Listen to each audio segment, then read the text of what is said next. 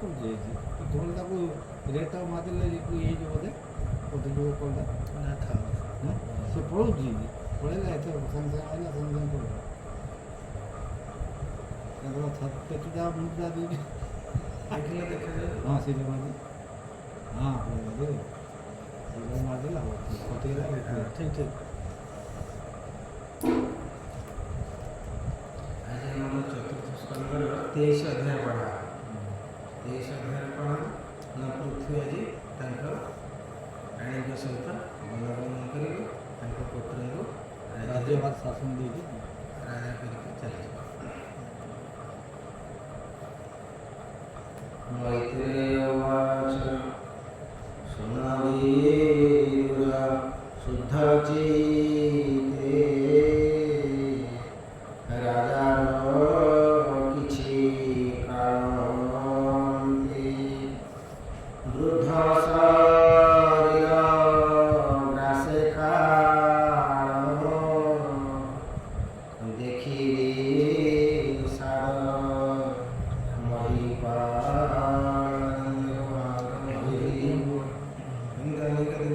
ଦୀର୍ଘଦିନ ରାଜ୍ୟ ଶାସନ କଲା ପରେ ଯେତେବେଳେ ବାର୍ଦ୍ଧକ୍ୟ ଅବସ୍ଥା ଆସି ଉପଗତ ହୋଇପଡ଼ିଲେ, ରାଜା ଜାଣିଲେ ଯେ ମୋର ବାର୍ଦ୍ଧକ୍ୟ ଆସି ସମ୍ପୂର୍ଣ୍ଣ ଭାବରେ ଉପସ୍ଥିତ ହେଇଗଲା।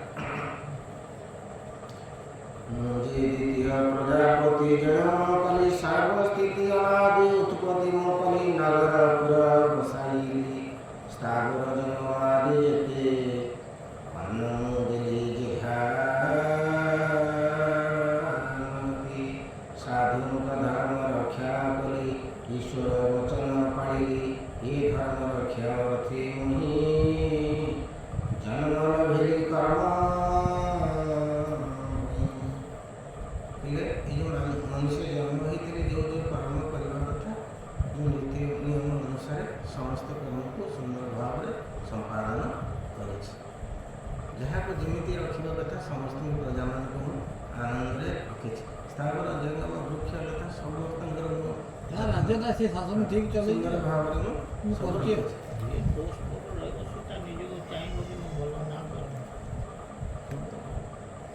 ये धर्म रक्षा अर्थे मुई जन्म लभिली कर्म भूमि ए शरीर वृद्ध हेला कामादि कर्म ही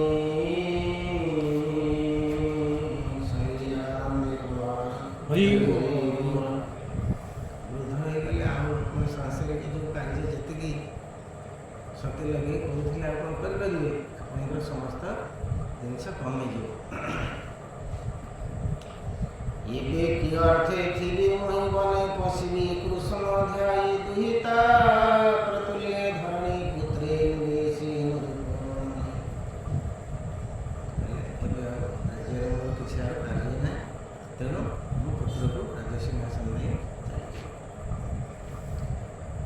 ପୁତ୍ରକୁ ଦେଇ ସିଂହାସନ ଦଣ୍ଡ ଛତ୍ରାଦି ନୃପ ଚିହ୍ନ ସକଳ ସମର୍ପି କୁମରେ ଗମନ କଲେ ବନଭୋରେ संगते घिनी अर्चिहारी रुदंती प्रजा नगरभूरी सोइच्छा मने दुख श्रमे तपो आराधि युग धर्मे कठोर उग्र तपिराये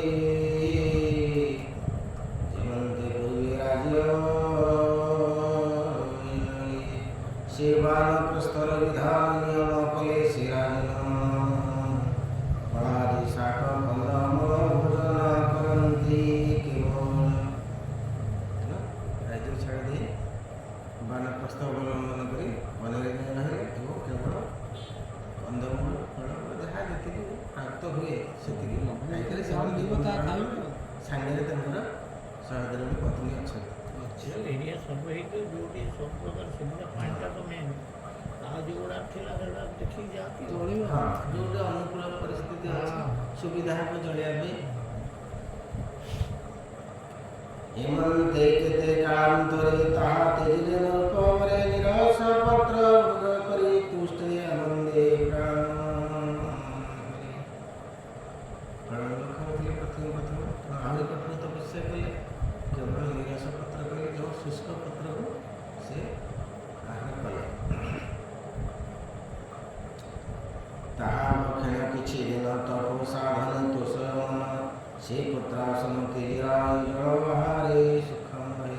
ଶୁଖିଲା ପତ୍ର ଉପରେ ତିଆରି କରି କେବଳ ଜଳ ପାଳନ କରି ବଞ୍ଚିଲେ। ଏମନ୍ତେ କିଛି କାଳାନ୍ତରେ ଜଳ ତେଜିରେ ନିରୂପରେ ନିରାଶ ତପସ୍ୟା କଠୋର କେବଳ ପବନ ଆହାର। ଜଳକୁ ପରିତ୍ୟାଗ କରି କେବଳ ପବନ ଆହାର କରିକିରି ବଞ୍ଚିଲେ। ପୁଣି ଦାଗ କାଳେ ରୂପ ତପସ୍ୟା କଲେ ପଞ୍ଚତାପ ସେ ଚାରି ପାଶ ଅଗ୍ନି ଜାଳି ମଧ୍ୟରେ ବସିଲେ ନିରିବି ଚଳି ସୂର୍ଯ୍ୟ ମଣ୍ଡଳେ ଦୃଷ୍ଟି ଧରି ପରମ ବ୍ରହ୍ମେ ଧ୍ୟାନ କଲେ ଦିଗବାର ହରି ହରି ବୋଲ। କୃଷ୍ଣ ଚରଣ ପଦ୍ମର କଠୋର ତପ ବହୁ କ୍ଲେଶ ବରଷା କାଳେ ମହିପତି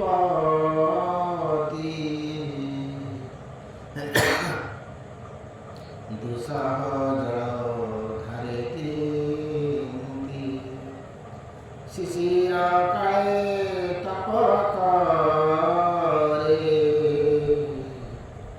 ଓଡ଼ିଆ କଣ୍ଠ ଶୀତଳେ ଶୟନେ ଭୂମି ସଜା କରି ଏ ଘୋର ତପସ୍ୟା ତପସ୍ୟା କରିବା ପାଇଁ କେତେ କଠୋର ବ୍ରତ ଅବଲମ୍ବନ କରୁଛନ୍ତି ରାଜା।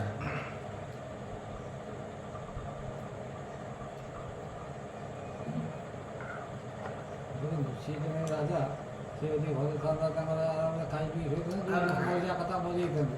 ସିଏ କାହିଁ କରେ ମରିବି ତ ମରିବି, ମୁକ୍ତି କେମିତି ହେବି? ଆଉ ମୋର ସମସ୍ତ ସାଂସାରିକ କାର୍ଯ୍ୟ ବର୍ତ୍ତମାନ ସମାପ୍ତ ହେଇଗଲା। ହେଇଗଲା ଯାହା ଯାହା ମୋତେ କାର୍ଯ୍ୟ ଦିଆହେଇଥିଲା ମୁଁ ସମସ୍ତ କାର୍ଯ୍ୟ ମୋର କରିଛି। ମୁକ୍ତି ପାଠ କରିବାକୁ ବର୍ତ୍ତମାନ ଏଇ କାର୍ଯ୍ୟଟା ମୋର ବାକି ରହିଗଲା। ବାକି ରହିବ। ତେଣୁ ଏଇ କାର୍ଯ୍ୟଟା ମୋତେ କରିବାକୁ ପଡ଼ିବ, ନହେଲେ ଆମେ ତ ଆମ ଭଳିଆ ଲୋକ ହେଇଥିଲେ ତ କହିତେ ଖାଇକି ଶୋଇବୁ ଘରେ, କାହିଁ ବେକାର ମୋର ତ କରିବୁ? ସମସ୍ତ ଐଶ୍ୱର୍ଯ୍ୟରେ ପରିପୂର୍ଣ୍ଣ। କହିଲେ ପୂର୍ଣ୍ଣ ମୋର କଣ ଅସୁବିଧା ଦରକାର କ'ଣ ଅଛି? ଅଛି? ଏ ତ ସବୁ ରାଜା ଏଇଭଳିଆ କରୁଥିଲେ।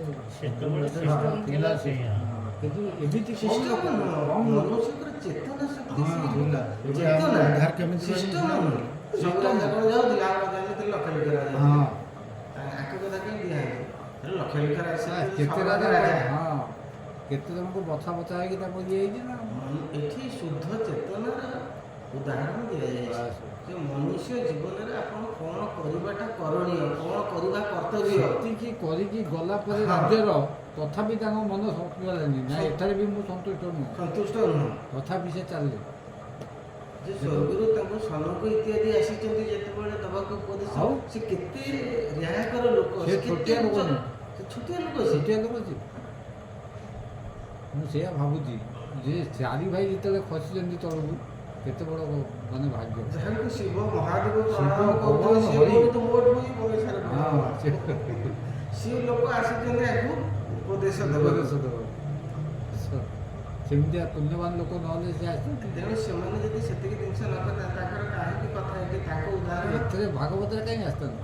ସିଏ ସବୁବେଳେ ଅମର, ତାଙ୍କ କୀର୍ତ୍ତି ଯଶ ଯାହା କରିଯାଇଛନ୍ତି ସେ ସବୁବେଳେ ଏମିତି କୋଟି କୋଟି ବର୍ଷ ଧରି ଆମ ଗଲାବାରୁ ବି ଚାଲିଥିବ।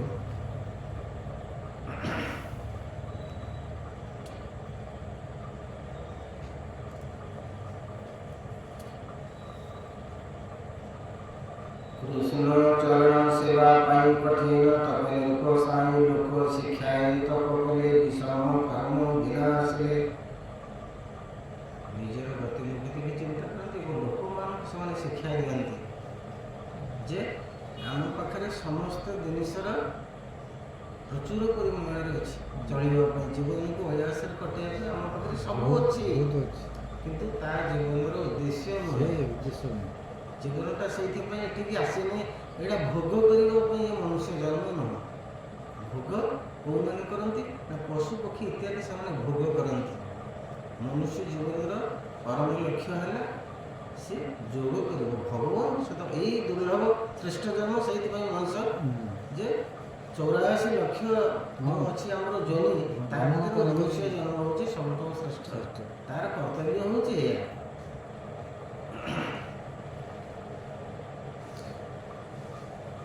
ନିରତେ ପ୍ରାଣାୟାମ କରି ଇନ୍ଦ୍ରିୟ ସମୂହ ସଂଘରି ଛାଡ଼ିଲା ଶେଷ ବନ୍ଧନ ଯେ କିଛି ବାସନାଦିମାନ ନିଶ୍ଚଳ ଚୈତନ୍ୟ ରୂପବରତ ସାଧନ ନିଷ୍ଠାପର ଯେ ଶିକ୍ଷା ବ୍ରହ୍ମାଙ୍କ କୁମର କହି ଯାଇଥିଲେ ଯୋଗ ସାର ଚତୁଃସନକୁ ଯାହା କହିଥିଲେ ସେହି ଅନୁସାରେ ସମସ୍ତ କାର୍ଯ୍ୟ ମହାରାଜ ପୃଥୁ ସେଇଠି ନିର୍ବାହ କରୁଛନ୍ତି। ତାକୁ ଉପଦେଶକୁ ପ୍ରତି ପଦପଦ ମନେ ପକେଇକରି ସମସ୍ତ କାର୍ଯ୍ୟ କରୁଛନ୍ତି। ସେ ଯୋଗେ ଗୋବିନ୍ଦ ଚରଣ ନିତ୍ୟ ଆରାଧି ପରାୟଣ ଶ୍ରଦ୍ଧା ଭକ୍ତି ଦୃଢ଼ ଚିତେ ଭକ୍ତି ଜନ୍ମିଲା ତୁଦଗତି ଆନନ୍ଦେ ପ୍ରେମାଙ୍ଗ ଭକ୍ତି ଶ୍ରୀକୃଷ୍ଣେ କଲେ ମହିପତି ସେ ହରି ଭଜନ ହୋଇଲା ସୁନିଶ୍ଚୟ। ତପସ୍ୟା କରିକି ରାଜାଙ୍କ ମନରେ ପୂର୍ଣ୍ଣ ଭକ୍ତି ଭାବର ଉଦୟ ହେଲା। ମନ ସ୍ଥିର ହୋଇଗଲା।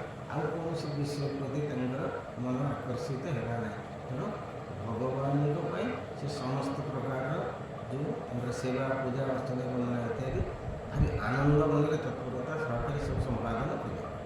ଭକ୍ତି ଆସିଲେ ଭଗବାନଙ୍କୁ ଶ୍ରଦ୍ଧାପୂର୍ବକ ସମସ୍ତ ଜିନିଷ ଅର୍ପଣ କରାଯାଏ। ନିର୍ମଳ ମନ ପ୍ରକାଶିଲା ବୈରାଗ୍ୟ ଜ୍ଞାନ ଉପଜିଲା ମନ ସମ୍ପୂର୍ଣ୍ଣ ଭାବରେ ନିର୍ମଳ ହୋଇଗଲା। ସେ ଜ୍ଞାନ ତୀକ୍ଷ୍ଣ ଶସ୍ତ୍ରେ ରାୟ ଛେଦିଲେ ହୃଦୟ ସଂଶୟ ଯେ କର୍ମ ଗ୍ରନ୍ଥି ଜୀବକୁଶ ଜ୍ଞାନ ଖଳବି ଗଲନାଶ। ଏ ଯେଉଁ କର୍ମ ଗ୍ରନ୍ଥି ଜୀବକୁଶ এইটা হচ্ছে ସବୁଠୁ ମୁଖ୍ୟ ଗୁରୁତ୍ୱପୂର୍ଣ୍ଣ ବିଷୟ ଶରୀରରେ। ଏ ଦୁଇଟା ଜିନିଷ ରହିଛି। କର୍ମ ଗ୍ରନ୍ଥି ତିନିଟା ଗ୍ରନ୍ଥି ଆମ ଶରୀର ଭିତରେ ରହିଛି। ଗୋଟେ ବିଷ୍ଣୁ ଗ୍ରନ୍ଥି, ଗୋଟେ ଶିବ ଗ୍ରନ୍ଥି, ଗୋଟେ ବ୍ରହ୍ମାଙ୍କ ଗ୍ରନ୍ଥି। ତିନୋଟି ଗ୍ରନ୍ଥି ରହିଛି। ଗୋଟେ ମୂଳଧାରରେ ଏଠି ଅଛି, ଗୋଟେ ହୃଦୟ ଚକ୍ରରେ ଅଛି, ଆଉ ଗୋଟେ କଣ୍ଠ ଚକ୍ରରେ ଅଛି। ତିନିଟା ଗ୍ରନ୍ଥି ଆଉ ଜୀବକୋଷ ହେଲେ ପାଞ୍ଚଟି ଅଛି। ସେଟାକୁ ପଞ୍ଚକୋଷ ବୋଲି କୁହାଯାଏ। ପ୍ରକୃତ ହେଉଛି ଅନ୍ନମୟ କୋଷ। ଶରୀରଟା ହେଉଛି ଅନ୍ନମୟ ସ୍ଥୂଳ ଶରୀର। ସ୍ଥୂଳ ଶରୀର ସୂକ୍ଷ୍ମ ଶରୀର। ସୂକ୍ଷ୍ମ ଶରୀର କ'ଣ ନା ଇନ୍ଦ୍ରିୟ ପଞ୍ଚ ଇନ୍ଦ୍ରିୟ ପଞ୍ଚ ଜ୍ଞାନେନ୍ଦ୍ରିୟ ପଞ୍ଚ କର୍ମେନ୍ଦ୍ରିୟ ପଞ୍ଚ ତନ୍ମାତ୍ରା ମନ ବୁଦ୍ଧି। ଇଏ ହେଉଛି ସୂକ୍ଷ୍ମ ଶରୀର। ଇଏ ହେଲା ଅନ୍ନମୟ କୋଷ, ସେ ହେଲା ସୂକ୍ଷ୍ମ ଶରୀର, ସେ ହେଲା ବିଜ୍ଞାନମୟ କୋଷ, ତାପରେ ଅଛି ଆନନ୍ଦମୟ କୋଷ। ଏଇଭଳିଆ ପାଞ୍ଚଟି କୋଷ ଶରୀର ଭିତରେ ଅଛି। କେଉଁ କୋଷର କାର୍ଯ୍ୟ କ'ଣ? ଆମେ ଯେତେ ଚିନ୍ତା ଚେତନା ସବୁ କରୁଛେ ସେ କେଉଁ କୋଷରେ ଯାଇକରି ପହଞ୍ଚିକି ଆମ ମନରେ କେମିତି କେଉଁ ପ୍ରଭାବ ପକାଏ, ତାଙ୍କର ସ୍ଥାନ କେଉଁ ଜାଗାରେ ସବୁ। ତ ଏଗୁଡ଼ିକ ଶରୀର ତତ୍ତ୍ୱ ସିଏ ଗୋଟେ ମାନେ ସ୍ୱତନ୍ତ୍ର ଭାବରେ ଆଲୋଚନା ହେଲେ ଯାଇକି ସେ ସବୁ ଜିନିଷଗୁଡ଼ିକ କ୍ଲିଅର ବୁଝି ହେବ। ଇନ୍ଦ୍ରିୟ କେତେଟା? ଇନ୍ଦ୍ରିୟ ଆମର 10ଟା। ଗୋଟେ ପଞ୍ଚ କର୍ମେନ୍ଦ୍ରିୟ, ପଞ୍ଚ ଜ୍ଞାନେନ୍ଦ୍ରିୟ 10, 5 5 10। ତାପରେ ମନ ରହିଲେ 11 ଇନ୍ଦ୍ରିୟ। ଇଏ ହେଲେ 5 5। ଆଙ୍କର ମୋର ବି ହେଲା ମନ 11 ରହେ। ତେଣୁ ପଞ୍ଚ କର୍ମେନ୍ଦ୍ରିୟ, ପଞ୍ଚ ଜ୍ଞାନେନ୍ଦ୍ରିୟ, ମନ ହେଲା ତାଙ୍କର ସାରଥି। ଇଏ ହେଲେ ରଥ ସବୁ। ଏକାଦଶ। ତାପରେ ଏକାଦଶ ପରେ ପଞ୍ଚ ତତ୍ତ୍ୱ ରହିଲା। এই যে আমরা অগ্নি পবন জল এসব হল ପାଞ୍ଚଟି ତତ୍ତ୍ୱ। ପୃଥିବୀ ଆକାଶ ଏ ପାଞ୍ଚଟି ତତ୍ତ୍ୱ ହେଲା ଶରୀର ଆଧାରରେ ତିଆରି ହେଇଛି। ଏ 11 5 16 ପଞ୍ଚ ତନ୍ମାତ୍ରା ଶବ୍ଦ ସ୍ପର୍ଶ ରୂପ ରସ ଗନ୍ଧ।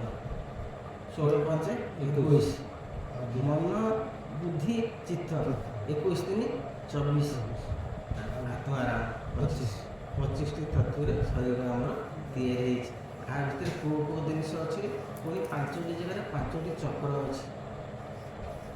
ମୂଳାଧାର ଚକ୍ରରେ ରହୁଛି ପୃଥିବୀ ତତ୍ତ୍ୱ। ପୃଥିବୀ ତତ୍ତ୍ୱର କାମ କ'ଣ? ଆମେ ସେ ଶରୀର ଭିତରେ ଅଛେ, ଆମେ ତାକୁ ଦେଖୁନା, ତାର କାର୍ଯ୍ୟ କ'ଣ ସେ ସବୁ ବିଷୟ ସବୁ ଶରୀର ତତ୍ତ୍ୱ ବିଷୟ ଆରମ୍ଭ। ହଁ, ମାନେ ଯେଉଁ କହିଲେ ସେ କର୍ମ ଗ୍ରନ୍ଥି ଜୀବକୋଷ ଜ୍ଞାନ ଖଡ଼ଗୀ ଗଣନାଶ। ଆପଣଙ୍କର ଯେତେବେଳେ ଜ୍ଞାନ ଏବଂ ଭକ୍ତି ସମ୍ପୂର୍ଣ୍ଣ ଭାବରେ ଉଦୟ ହୋଇଯିବ, ଇଏ କର୍ମ ଗ୍ରନ୍ଥି ଗୁଡ଼ାକ ଜୀବକୋଷ ଭିତରେ ଅଛି, ଏଗୁଡ଼ିକ ସବୁ ପରିସମାପ୍ତି ହୋଇଯିବ। ସେମାନେ ସବୁ କେବଳ ଭଗବତ ଚିନ୍ତନ ଛଡ଼ା ଆଉ କୌଣସି ଚିନ୍ତନ କରିବା ପାଇଁ ରାଜି ହେବେ। ସମସ୍ତେ ଆପଣଙ୍କ କଣ୍ଟ୍ରୋଲ ନିୟନ୍ତ୍ରଣରେ ସବୁ ରହିବେ। ତାପରେ ପୁଣି ଅଛି 3.5 ଲକ୍ଷ ନାଡ଼ି ଅଛି, ସବୁ ଏଇ ମୂଳାଧାର ଚକ୍ରରୁ ବାହାରିଛି। ତା ଭିତରେ ମୁଖ୍ୟ ହେଉଛି 14ଟା ନାଡ଼ି। ତା ପୁଣି ସେ 14ଟା ନାଡ଼ି ଭିତରେ ହେଉଛି ମୁଖ୍ୟ 3ଟା ନାଡ଼ି। କିଏ ନା ଗୋଟିଏ ସୂର୍ଯ୍ୟ ନାଡ଼ି, ଗୋଟିଏ ଚନ୍ଦ୍ର ନାଡ଼ି, ଗୋଟିଏ ମଝିରେ ସୁଷୁମ୍ନା ନାଡ଼ି। ଡାହାଣ ପଟେ ଯେତେବେଳେ ନିଶ୍ୱାସ ଯାଉଛି ତୁମର ସେଇଟା ସୂର୍ଯ୍ୟ ନାଡ଼ି, ବାଁ ପଟେ ଯେତେବେଳେ ଯାଉଛି ସେଇଟା ଚନ୍ଦ୍ର ନାଡ଼ି। ବାଁ ପଟେ ନିଶ୍ୱାସ ଗଲା ପରେ କେତେବେଳେ ଗାଧୋଇବ, କେତେବେଳେ ଖାଇବ ତା ମଧ୍ୟ ଶାସ୍ତ୍ରରେ ନିରୂପଣ ହେଉଛି। ତୁମେ ଯଦି ସୂର୍ଯ୍ୟ ନାଡ଼ିରେ ପାଣି ପିଇବ ତାହେଲେ ତୁମକୁ ଥଣ୍ଡା ଏବଂ ଉଷ୍ଣପୀଡ଼ିତ ଦୋଷ ରହିବ। ସୂର୍ଯ୍ୟ ହେଲେ ଗରମର ପ୍ରତୀକ, ତେଣୁ ଗରମ ହେଉଥିବ ତୁମେ ପାଣି ପିଇବ ନାହିଁ। ଭାଇନା ଯେମିତି କେତେ ଥଣ୍ଡା ହେଲେ ଯାଇକି ଋଷି ଭିତରକୁ ଯିବ, ତା'ର ନିୟମ ସବୁ ଅଛି। ଖାଇବ ଡାହାଣ ପଟେ ନିଶ୍ୱାସ ଗଲାବେଳେ, ବାଁ ପଟେ ଖାଇଲେ ଚନ୍ଦ୍ର ସେତେବେଳେ ଥିବେ ସେଇଟା ଠିକ୍ ଭାବରେ ପରିପାକ ହେବ। ବିଭିନ୍ନ ଜିନିଷ ଅଛି। ତେଣୁ ଘରୁ ଯେତେବେଳେ ବାହାରିବ କେଉଁ ନାକରେ ପବନ ଯାଉଥିଲା ବେଳେ ବାହାରିବ, ସବୁ ଜିନିଷ ଅଛି। ହଁ, ତ ଆମେ କ'ଣ ହେଉଛି ନା ଆମର ହେଉଛି ବିପର୍ଯ୍ୟସ୍ତ ଜୀବନ, ବିଶୃଙ୍ଖଳିତ ଜୀବନ। ଆମ ଶରୀରକୁ ଯିଏ ରକ୍ଷା କରୁଛି ଆକ୍ଚୁଆଲି ଆମ ଶରୀର ତତ୍ତ୍ୱ ବାବଦରେ କିଛି ଜାଣୁ ନାହିଁ। ସେଇଥିପାଇଁ ଆମ ଶରୀରରେ ବିଭିନ୍ନ ପ୍ରକାର ବ୍ୟାଧି ହେଉଛି। ଅଗ୍ନି ମାନ୍ଦ୍ୟ ହେଉଛି, ନାଭି ଚକ୍ରରେ ମଣିପୁର ଚକ୍ରରେ ଅଛନ୍ତି ଅଗ୍ନି ମାନ୍ଦ୍ୟ କାହିଁକି ହେଉଛି? ଆପଣ କ'ଣ କହିଲେ ଅଗ୍ନି ମାନ୍ଦ୍ୟ ହେବନି? ଏଇ କିଛି ଔଷଧ ପତ୍ରର କିଛି ଆବଶ୍ୟକତା ନାହିଁ। ତେଣୁ ଆମେ ସେସବୁ କରୁନା ବୋଲି ଏସବୁ ଜିନିଷର ଆବଶ୍ୟକତା ପଡ଼ୁଛି। ଆମେ ସାମୟିକ ଔଷଧ ପତ୍ର ଖାଇକରି ତାକୁ ଉପଶମ କରୁଛେ। ବର୍ତ୍ତମାନ ସେଟାକୁ ମାନୁଛନ୍ତି ଯୋଉ ସେମାନେ ମାନିକି କିଏ ମାନୁଛନ୍ତି କମ୍ପଲସରି ମାନୁଛନ୍ତି। ସେମାନେ ସବୁ ଜିନିଷ କରିଛନ୍ତି ଆଉ ମାନିବେନି କେମିତି? ତାଙ୍କର ସେଇ ମେଡ଼ିସିନ ଯୋଗ ସାଇନ୍ସ ସେ ଯେଉଁ ପ୍ରାଣାୟାମ କରିବା ଆମର ଆୟୁର୍ବେଦିକ ସାଇନ୍ସ, ଏ ବୃକ୍ଷ ଲତା ପତ୍ର ଚେର ମୂଳରେ ପ୍ରଚୁର ପରିମାଣରେ ସବୁ ରହିଛି ଔଷଧୀୟ ଗୁଣ, ଯେଉଁଟାକି ଆପଣଙ୍କ ଶରୀରକୁ ଭଲ କରିଦେବ, ଭଙ୍ଗା ହାଡ଼କୁ ଯୋଡ଼ିଦେବ, ବିଭିନ୍ନ ପ୍ରକାର ଆପଣଙ୍କ ସେଇ ପତ୍ର ଚେର ମୂଳରେ ଏସବୁ ଶକ୍ତି ସାମର୍ଥ୍ୟ ରହିଛି। ମୁଁ ତ ଦେଖୁଛି ଏବେ କୁଲେଇରେ ସେ ଯେଉଁ ଯାଉଛି ତାଙ୍କର କିଛି ତ ନାହିଁ। ସେ ଯେଉଁ ଏତେ ସବୁ ଛେଚା ଉଷୁମ କରିକି ଆପଣଙ୍କର ଲଗେଇ ଦେଇକରି ବାନ୍ଧିଦେଲେ ତ ହେଇଯିବ, 2-3 ଥର ବାନ୍ଧିଲେ ଲାଗିଯିବ। ଆଜି ସାଧୁ ବାଣିଜ୍ୟ ଯେଉଁ ପଚାରୁଥିଲା ସ୍ତ୍ରୀ ଲୋକ, ସାଧୁ ବାଣିଜ୍ୟ ଜଣେ ସ୍ତ୍ରୀ ଲୋକ ପଚାରୁଥିଲା ଖରାପ, ମୁଁ ଦେଖୁଥିଲି ସାଧୁ ବାଣି ନୟାଗଡ଼ ଥିଲା କେଉଁ ଯାଇଛି ଆଜ୍ଞା ଲାଷ୍ଟକୁ ସରିଗଲା, ସବୁ ପ୍ରଶ୍ନ ପଚାରିଲେ ଆପଣଙ୍କର ପ୍ରଶ୍ନ କ'ଣ? ଯେଉଁ କହିଲା ଗଲା ସବୁ ନାମ ବଡ଼ ନା ନାମୀ ବଡ଼? କହିଲା ଭଲ କଥାଟେ ପଚାରିଲ ମତ ହେଲା, ନାମୀ ବଡ଼ ନାହିଁ, ନାମ ବଡ଼। ରାମଚନ୍ଦ୍ର କଥା ଶୁଣିଛ, ହନୁମାନ ରାମଚନ୍ଦ୍ର ଯୁଦ୍ଧ ଲାଗିଥିଲା ଶୁଣିଛ ନା? ହଁ ଶୁଣିଛୁ ନା? କ'ଣ ଶୁଣିଛୁ? ହନୁମାନ ହେଲା ନା ଜିତିଲା? ନା ଜିତିଲା। ସେ ରାମକୁ ଡାକି ଦେଇଥିଲା। ଏ ରାମଙ୍କ ନାମ ରାମ ହେଲେ କ'ଣ ହେବ? ସେ ପଥରଟା ଲେଖୁଥିଲେ, ରାମ ଲେଖି ପକାଇଲେ ପଥର ଭାସୁଛି, ପଥର ଖଣ୍ଡେ ପକାଇଲେ ବୁଡ଼ି ଯାଉଛି। ଏଠି ନାମୀ ନାହିଁ, ନାମ ବଡ଼। ସବୁ ଜାଗାରେ ଆମ କଳି ଯୁଗରେ ନାମ ହେଉଛି ପ୍ରସିଦ୍ଧ। ସେଇ ଯୋଗୁଁ କଳି ଯୁଗରେ ଦିଆଯାଇଛି ନା ହରିନାମ ସଂକୀର୍ତ୍ତନ ଆଉ ବଡ଼ ତ କିଛି ନାହିଁ, କିଛି ନାହିଁ। କେବଳ କଳି ଯୁଗରେ ନାମ ସଂକୀର୍ତ୍ତନ ହେଉଛି ଆମର। ସେ କଥା ଆଜି କହୁଥିଲା ଯେ ସେ କହିଲା ଯୋଗୀ ଆଗେ ଯେଉଁ ତପସ୍ୟା କରୁଥିଲେ ସତ୍ୟ ଯୁଗରେ ବହୁତ ବର୍ଷ ଧରି ତପସ୍ୟା କରୁଥିଲେ, କେତେ ତପସ୍ୟା କରି ସେ ଭଗବାନଙ୍କୁ ପାଉଥିଲେ। ଆମ କଳି ଯୁଗରେ ତ ସହଜ। କଳି ଯୁଗଟା ଖରାପ ଲୋକ କହୁଛନ୍ତି, କିନ୍ତୁ କଳି ଯୁଗ ଖରାପ ନୁହଁ। କଳି ଯୁଗଟା ହେଉଛି ସବୁଠୁ ଭଲ ଯୁଗ। ଏ ଲୋକ କଳି ଯୁଗରେ ଦେବତା ତମେ ପାପ କରିବା ପାଇଁ ସେଠି ଲୋକକୁ ଅନେଇଲେ ତାକୁ ପାପ ଲାଗୁଥିଲା। ଏମିତି ଲୋକ ଅଛନ୍ତି, ଗୋଟେ ପାପୀଟାକୁ ଆପଣ ଅନେଇ ଦେବେ, ଆପଣଙ୍କୁ ବି ପାପ ପଳାଇଯିବ। କିନ୍ତୁ କଳି ଯୁଗରେ ସେ କଥା ନାହିଁ, ପାପ କରିଲା ପରେ ପାପ ହେବ। ଆପଣ ପାପ କାମ କଲେ ପାପୀ ବୋଲି ଧରା ହେବ, କିନ୍ତୁ ପାପ ନ କଲେ ଆପଣ ଧରା ପଡ଼ିବେ କିଛି କଥା ନାହିଁ। ଏଇଟା ତ ଅତି ସହଜ ଜାଗା, ବହୁତ ସୁବିଧା ଏତେ ସୁବିଧା ଦେଇକି ଯଦି ଆମେ ନ କରିବା ତାହେଲେ ଯାହା କଥା ସିଏ ବୁଝିବ। ଭଲ সেটা তা পূর্বରୁ 6:30 ଦେଉଛି ସର୍ବାଙ୍ଗ 2ଟା ଦେଖନ୍ତୁ ସକାଳୁ ଭଲ। ମୁଁ ସକାଳେ ଦେଖେ, ମୁଁ ଦେଖେ ତ ଭଲ ଭଲ କଥା ବି ଶୁଣେ। ବହୁତ ଜ୍ଞାନୀ କଥା। ନାଇଁ ବହୁତ ଜ୍ଞାନୀ କଥା ଅଛି। ମୋତେ ଘରେ ବସିଲେ ମୁଁ ଏଇଭଳିଆ ଦେଖେ ନା ମୁଁ ଇଏ ଆଜେ ବାଜେ ଦେଖିବା ମୋତେ ଭଲ ଲାଗେ। ପାଟିରେ କ'ଣ ଆମର ହରିନାମ ଟିକେ ପଶିବନି ପ୍ରତ୍ୟେକ ଦିନ ସେଇଠି ତ ହେଉଛି ମୂଳ କଥା। ସେ କିଛି ସମୟ କାମ ସମୟରେ ବି ବୋଲତା ହୁଁ, କାମ କ'ଣ ଅଟକଉଛି କି? କାମ କ'ଣ କାମ ତ କିଛି ଅଟକି ପାରେ ନାହିଁ। ଆପଣ ରୋଷେଇ କରନ୍ତୁ ବା ଫଳ କରନ୍ତୁ ବା ସରକାରୀ କାମ କରନ୍ତୁ, ମନେ ମନେ କି ଧୀରେ ଧୀରେ ଆପଣଙ୍କ ରାମ ରାମ ରାମ ରାମ ରାମ ରାମ ତା ଦେହରେ କ'ଣ କେଉଁ କାର୍ଯ୍ୟ ଆପଣଙ୍କର ବିଘ୍ନ ହେଉଛି ନା ବରଂ ଅନ୍ୟ କୁଆଡ଼କୁ ମନ ନ ଯାଇକରି କାମରେ ବେଶୀ ଆପଣଙ୍କର ମନ ସ୍ଥିର ହେବ, ମନ ଡିଷ୍ଟର୍ବ ହେବନି। ପ୍ରଥମେ ଦେଇଯିବା ହନୁମାନ କ'ଣ ଯାଇଛି ହନୁମାନ ପତାକା ନେବୁ ବାବାଜୀ ଦାଢ଼ି ପଇ ଛାଡ଼ିକି ରାମ ରାମ କହୁନି ସେ ପାଳକୁ ସେ କାରଣ ଦେଇଥିଲେ ନାଇଁ ନାଇଁ ସେ କହନ୍ତି ସୀତାଙ୍କୁ ତ୍ୟାଗ କରିଛନ୍ତି। ହଁ ସୀତାକୁ ତ୍ୟାଗ କରିଛନ୍ତି, ସିଏ ଜଙ୍ଗଲରେ ଯେଉଁ ଛାଡ଼ିଛନ୍ତି ସିଏ ଯିବେ ଯେଉଁ ଋଷିଙ୍କ ପାଖରେ ରହିବେ। ସୀତା କପାଳ ତାକୁ ଜଗିଛନ୍ତି କିଏ ଦେଖିଲେ ନା ପୁରା ବାଘ ଭାଲୁ ପୁରା ସାପ ସାର୍ ଦେଖିଲି ହଁ, ଏଇ ଯେଉଁ ବୁଢ଼ା ବସିଛନ୍ତି ସେ ବୁଢ଼ା କି ସେ ଋଷି ଫୁଷି ସେ ଯିବ ଖୋଜୁଛି। ମୁଁ ଭାବୁଛି ଇଏ ତ ତାଙ୍କର ଯୁଦ୍ଧ ଫୁଦ୍ଧ କୋଉଠି ଆପଣ ନାଇଁ, ନାଇଁ ନାଇଁ। ନାଇଁ ଏଠି ବା ତ୍ୟାଗ ଏଇଟା ମୁଁ କରିଛନ୍ତି। ଲାଷ୍ଟରେ ଦେଖିଲି ଟିକିରେ ଖାଲି ଦେଖିଦେଲି ମୁଁ ସେଇଟା ତ୍ୟାଗ କ'ଣ ପାଇଁ କରିଛନ୍ତି ସେଇଟା ସେଇଟା କେବଳ ଆମର ନାରଦ ପାଇଁ ହେଇଥାଏ। ନାରଦ ଅଭିଶାପ ପାଇଁ ଯେ ରାମ ତା ଅବତାରରେ ବହୁତ ଭୋଗିଛି ସବୁ। ସୀତା ବିଚ୍ଛେଦ ହେଇଛନ୍ତି ଯେଉଁ ଏତେ ଥର କେବଳ ତାଙ୍କ ଅଭିଶାପ ପାଇଁ। ସେ ଯେଉଁ ତାଙ୍କୁ ମକଟ ହଁ ହଁ ଯେଉଁ ହରି କରିଥିଲେ ହରି ଅର୍ଥ ମାଙ୍କଡ଼ ହରି ଅର୍ଥ ହରି ଆଉ କ'ଣ।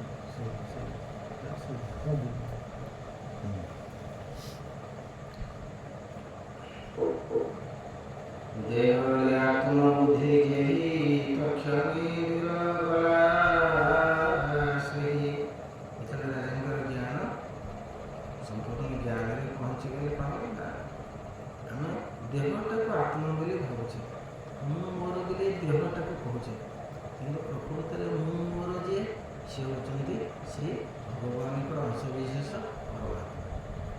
ସେ ଆତ୍ମା ହେଉଛନ୍ତି ପ୍ରକୃତ ଆ ଭିତରେ ଆମର ସେ ଜୀବ ଥିବ, ଆମ ଜୀବତ୍ୱ ଅଛି, ସେ ଚାଲିଗଲେ ଆମେ ମୃତ୍ୟୁ ମୁଖରେ ପଡ଼ୁଛେ। ଆତ୍ମା ବୋଲି ମୁଁ ଦିନେ ଦିନେ ଭାବୁଛି ଯେଉଁ ଜୀବ କାହିଁକି ଯାଉଛି କୋଉଠି ରହିଗଲେ କ'ଣ ଅସୁବିଧା ହୁଅନ୍ତା କି? ସିଏ ଗୋଟେ କାମ କରୁଛି କ'ଣ ଇଏ ରହିଲେ ସଂସାର ସବୁ ବଢ଼ିଯିବ। ନାଇଁ ରହିଲେ ଜୀବ ରହିବା ପାଇଁ ହେଲେ ତା ପାଇଁ ସେଭଳିଆ ଆଧାର କାହିଁ? ତାର ଯେଉଁ ଗୁଣ ଜୀବର ଯେଉଁ ଗୁଣ ଶରୀର ଯେତେବେଳେ ସେଇ ଗୁଣରେ ପହଞ୍ଚିବ ତାହେଲେ ସିଏ ତା ଭିତରେ ବାସ କରି ସବୁଦିନ ପାଇଁ ରହିବେ। ଶରୀରଟା ତା ପାଇଁ ଅଦରକାରୀ ଅନୁପଯୋଗୀ ହେଇଯାଉଛି।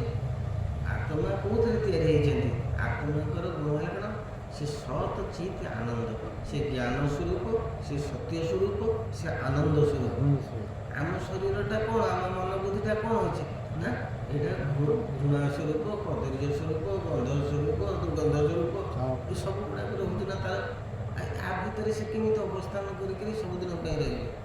ତେଣୁ ସେତିକି ଦିନ ଆପଣଙ୍କୁ ଦିଆଯାଉଛି ଯେତିକି ଜିନିଷ ହବ ସିଏ କହୁଛନ୍ତି ତା ଭିତରେ ତୁମେ ଆସ୍ତେ ଆସ୍ତେ ଆସ୍ତେ ଆସ୍ତେ ସଜାଡ଼ି ହେଇଯାଅ।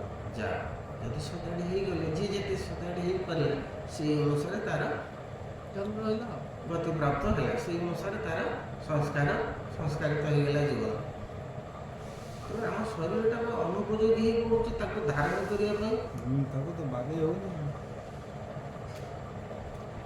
ଯେଉଁମାନେ ଅଛନ୍ତି ଅମର ଅଛନ୍ତି, ଯେଉଁମାନେ ଅଛନ୍ତି ବର୍ତ୍ତମାନ ଅମର, ଯେ ବିଭୀଷଣ ଅଛନ୍ତି ସବୁଦିନ ଆସୁଛନ୍ତି ପ୍ରଭୁଙ୍କୁ ଦର୍ଶନ କରିବା ପାଇଁ, ସେଗୁলো କେମିତି ଅଛନ୍ତି ନା ତାଙ୍କ ଶରୀର ସେଭଳିଆ ବିଶୁଦ୍ଧ ହେଇଯାଇଛି। ପରମାତ୍ମା ତାଙ୍କ ଭିତରେ, ହନୁମାନ ମହାରାଜା ତାଙ୍କ ଭିତରେ ପରମାତ୍ମା ସବୁ କିଛି ଦେଖେଇ ଦେଲେ ନା, ଯେ ଦେଖ ଭଗବାନ ମୋ ଭିତରେ। ଚିରିକି ଦେଖେଇଦେଲେ ସେ ନାରଦକୁ। ତାହେଲେ ଆମେ ସେଥିରୁ କ'ଣ ଜାଣିଲେ? ଯେ ଭଗବାନଙ୍କ ରହିବା ପାଇଁ ସେ ଜାଗାଟି ଏକେବାରେ ସୁନ୍ଦର ସୁନ୍ଦର ଜାଗା। ତେଣୁ ଆମ ଭିତରଟା କ'ଣ ସୁନ୍ଦର ହେଲେ? ପ୍ରତି ମୁହୂର୍ତ୍ତରେ ଆମ ମନ ଭିତରେ ବିଭିନ୍ନ ପ୍ରକାରର କଦର୍ଯ୍ୟ କାମନା ବାସନା ସବୁ ଉଦୟ ହେଉଛି। ମନ ବିଶୁଦ୍ଧ ହେଉନାହିଁ। ମନ ବିଶୁଦ୍ଧ ନହେଲେ ଆପଣଙ୍କର ଶରୀର ବିଶୁଦ୍ଧ ହେବ ନାହିଁ। ମନ ତ ସବୁ ପ୍ରକାର ଜିନିଷକୁ ଆଣି ଆଣିବ, ଇନ୍ଦ୍ରିୟ ମାନେ ତାରି କଥାରେ ଚାଲିବେ ଆଉ। ଇନ୍ଦ୍ରିୟ ମାନଙ୍କର ସେ ମୁଖ୍ୟ।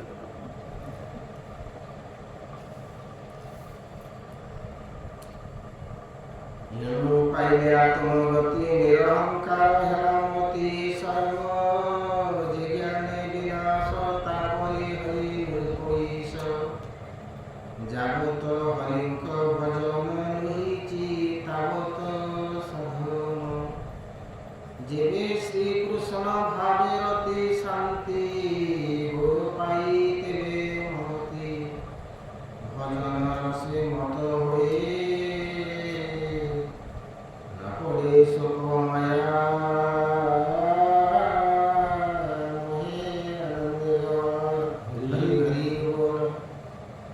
ସେମିତି ହରି ନାମରେ କି ରସ ଅଛି, ଯିଏ ସେ ରସକୁ ଥରେ ପ୍ରାପ୍ତ ହୋଇଗଲା ସିଏ ଆଉ ସେ ରସକୁ ପରିତ୍ୟାଗ କରିପାରିବ ନାହିଁ। ଯେମିତି ଭ୍ରମରର ମୃତ୍ୟୁ ହେଲେ ବି ସେ ମଧୁକୁ ଶୋଷୁଥାଏ, ମଧୁରେ ଏତେ ଆକର୍ଷଣ ଅଛି, ଏତେ ତାର ମଧୁରତା ଅଛି, ତାକୁ ଭ୍ରମର ପରିତ୍ୟାଗ କରିପାରେ। ଲୋଭିତ ହେଇକିରି ତାକୁ ସବୁବେଳେ ଚାହେଁ ସେ ମକରନ୍ଦକୁ କେମିତି ଟାଣିବ। ସେମିତି ଭଗବାନଙ୍କ ନାମରେ କ'ଣ ଅଛି ତାକୁ ଯିଏ ଭଜନ କରିବ ସିଏ ଅନୁଭବ କରି ଜାଣିବ ଯେ ଆଗତରେ ସେ ଜିନିଷକୁ କେହି ବର୍ଣ୍ଣନା କରିପାରିବେ ନାହିଁ। ହରିନାମ କି ରସ ଅଛି, ସେଇଟା ବର୍ଣ୍ଣନା କଥା ନୁହେଁ, ତାକୁ ନିଜେ କରିବ, ନିଜେ ଅନୁଭବ କରିବ। ଆମର ଅବଧୂତ ବା କାପ୍ତା ପକ୍ଷୀ ଗୁରୁ କରିଥିଲେ ତ, 24 ଗୁରୁ ତା ଭିତରେ କାପ୍ତା ବି ଅଛି, କପତ ଅଛି। କପତ ନାହିଁ, ଆମର କପତେଶ୍ୱର ବୋଲି ଶିବଙ୍କର ନାଁ ଅଛି ବୋଧେ, ପୁରୀ ପାଖରେ ଅଛି ଚନ୍ଦନେଶ୍ୱର ପାଖରେ, ସେଠି ଶ୍ରୀ ଚୈତନ୍ୟ ମହାପ୍ରଭୁ ଗଲାବେଳେ ସେଠି ଅଟକିଥିଲେ। ମନୁଷ୍ୟ ଗୋଟେ ଗୁଣ ତ ପାରା ଗ୍ରହଣ କଲା କେବଳ କହିବା, ଆଉ ସବୁ ଗୁଣ ତ୍ୟାଗ କରିଦେଲା, ଏସବୁ ଖରାପ ମଣିଷ, ଏ ଗୋଟେ ଭଲ କଥାଟା କହିଲା କେବଳ।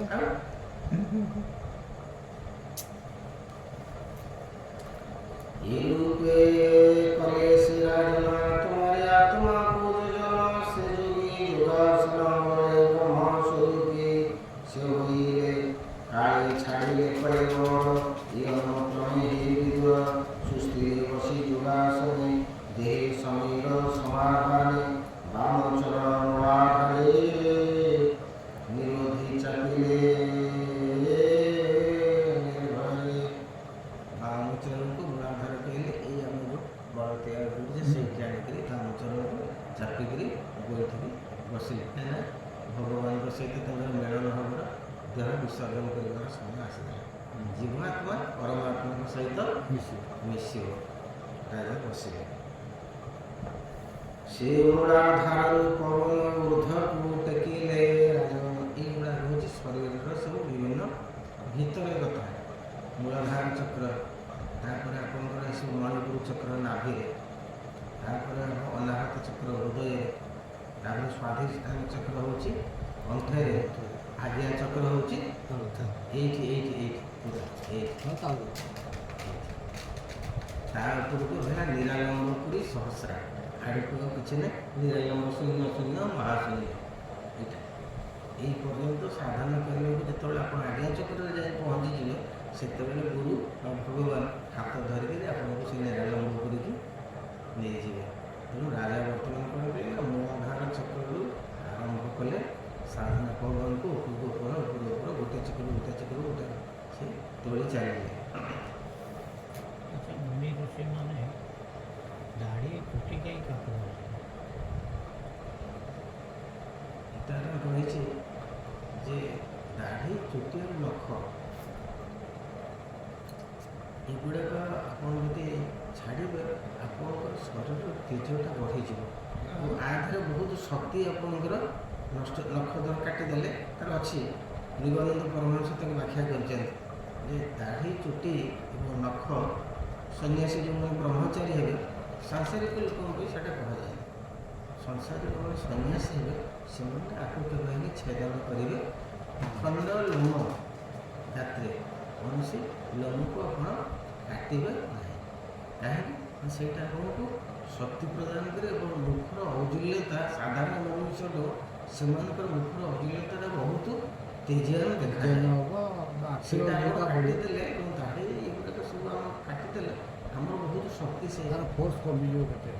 ଏବଂ ତାକୁ ସବୁ କ୍ଲିଅର ଲେଖା ହେଇଛି। ହଁ ଅଛି ଯେ ମୁଁ ଶୁଣିଛି ଆଉ ଏଠି ଯେଉଁ ରଖିଛନ୍ତି ଏଇଠି ଖାଲି ଏଇଠି କେବଳ ଚୁଟିଟି ରହିଥାଏ। ସେଟା ଆମର ସେମିତି ଅଛି ତ ଏଇ ଆମ ଏଇ ଲୋକ ଆମେ ଆଗେ ସବୁ ଗାଁରେ ସମସ୍ତେ ରଖୁଥିଲେ ଚୁଟି ଚୁଟି ସମସ୍ତେ ରଖୁଥିଲେ। ରହିବ। ମାଳି ଥିଲା। ହଁ ଆମ ବାପା ଯୋଉମାନେ ହଁ, ଆମ ବାପା ଏବେ ବି ହେଲା, ଗାଁ ଗଣ୍ଡରେ ଅଛି ବହୁତ ମାଳି ଫାଳି କାହା ସବୁ ବେକ ଏମିତି ନଥିଲା, ଖାଲି ଖାଲି ଯାହା ବେକରେ ମାଳି ନାହିଁ ଏମିତି କେହି ଲୋକ ନଥିଲେ ଗାଁରେ ଏବଂ ଚୁଟି ସମସ୍ତଙ୍କର ଥିଲା। କାହିଁକି ସେଇଟା ତ କହୁଛି। ଆମେ ଜାଣୁଛୁ ଯେ ଚୁଟିଟା ଏଇଠି ରଖନ୍ତୁ କାରଣ ହେଉଛି ନିଜର ଶିକ୍ଷା କାହାକୁ ଦେବା ପାଇଁ ସେଇଟା ସେଇଟା ଶିକ୍ଷା। ନିଜର ବାପା ଯେଉଁ ଯାହାକୁ ସେଇଟା ଦିଅନ୍ତୁ ପୁରା ସମ୍ପୂର୍ଣ୍ଣ ହେବେ। ଆଉ ଅଲଗା ଯେଉଁଠି ଦେବେ ମାନେ ଏଇଠି ରଖିବେ ତାଙ୍କରି ପାଇଁ ରଖାଯିବ। ତାଙ୍କୁ ଦେଲାକୁ ଯେ ପୁରା ମୁଣ୍ଡ ଆଉ ପୁରା ନାହିଁ।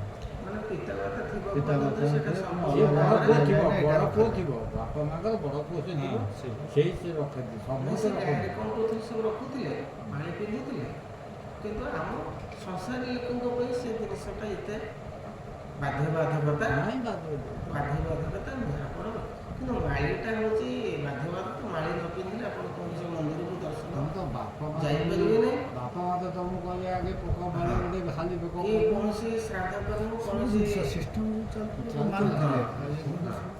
ଆଉ କିଛି ସ୍ତ୍ରୀ ଲୋକ ତ ସଫା ସୁନ୍ଦର ପିନ୍ଧୁନାହାନ୍ତି, ସବୁ ଦୁନିଆ ହଁ, ଆସୁଛନ୍ତି କେହି ପିନ୍ଧୁନାହାନ୍ତି, ସକା ସେ ପକଉଥିରେ କେହି ପିନ୍ଧୁନାହାନ୍ତି। ମୁଁ ବହୁତ ଜାଗା ଦେଖିଛି ଆପଣ ନାଇଁ, ଏକା ଦେଖିଛି। ବଡ଼ ବଡ଼ିଆ ଯେତେ ସ୍ତ୍ରୀ ଲୋକ କେହି ଠିକ୍ ପିନ୍ଧୁନାହାନ୍ତି। ଠିକ୍ ସେଇଟା ହେଲା ଭଗବାନ ସ୍ୱଚ୍ଛାଚାରିତା। ଆମ ମନକୁ ଯାହା ଅଛି ଆମେ କରୁ, ସେଇଟା ଆମ କେହି ପରମ୍ପରା, ଆମ ଧର୍ମ ନୁହେଁ। ଧର୍ମ ତ ଆମେ ମାନୁ ନା ଧର୍ମ ତ ମାନୁଥିଲେ ଆମେ ଏତେ କଥା ହୁଅନ୍ତେ। ବିରୋଧୀ ଚାପିଲେ ଘରେ ବାମ ଚରଣାଧାରେ ଶିଳାଧାରୁ ପବନ ଉର୍ଦ୍ଧ୍ୱକୁ ଟେକିଲେ ରାଜେ।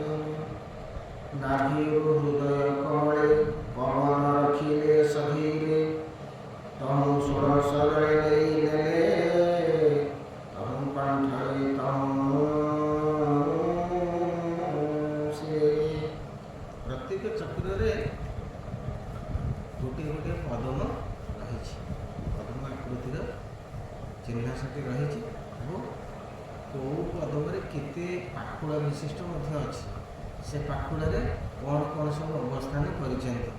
ତେଣୁ ପୃଥୁ କ'ଣ କଲେ ନା ପବନକୁ ଟେକି ଟେକି ନେଇକରି କ'ଣ କଲେ ନା ହୃଦୟ ଚକ୍ରରେ ଏଠି ଆତ୍ମାରାମ ହେଉଛନ୍ତି। ଅନାହତ ପଦମ ଏଇଟା ସବୁବେଳେ ଆପଣ ଦେଖିବେ କାନ ପାନି ଧକ ଧକ ଧକ ଧକ ଧକ ଧକ କରି ଚାଲିଛି। ଏଇଟା ଯେଉଁଦିନ ବନ୍ଦ ହେଇଯିବ ସେଦିନ କାମ ଶେଷ। ତେଣୁ ସେଠି ସେ ଅଛନ୍ତି। ତେଣୁ କ'ଣ କଲେ ଆସ୍ତେ ଆସ୍ତେ ବହୁତ ଟିକେ ଟିକେ ଟିକେ ନେଇ ଚକ୍ରରେ ସହସ୍ରା ପର୍ଯ୍ୟନ୍ତ ପ୍ରାଣବାୟୁ ମୁଁ ସେଠି ପହଞ୍ଚିଲି। ଏ ରୂପେ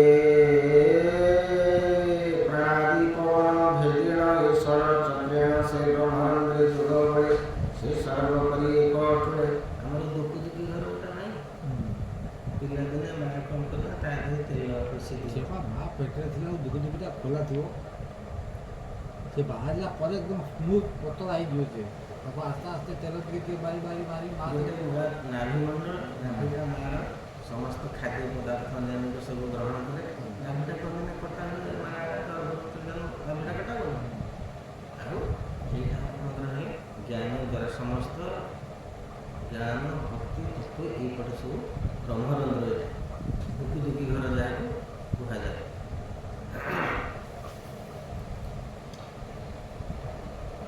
ମନ ପବନ ଧୂଳେ ଧରି ଭିତରେ ରହିଲେ ପାଶୁରୀ ଶିବନ ପୃଥୁ ଅରନାଥ ଦେହ ଧାରଣ ପଞ୍ଚଭୂତ ଯେଥାନୁକ ନିଯୋଗ ମିଳେ ସମଷ୍ଟି ଭୂତେ କଲେ ପବନ ନାସି ସମୀରଣେ ଯେ କିଛି ଦେହାଦି ଧାରଣ କ୍ଷିତି ଆପ ମଧ୍ୟ ଆସି ସେ ଜଳ ନଳେ ନିରେ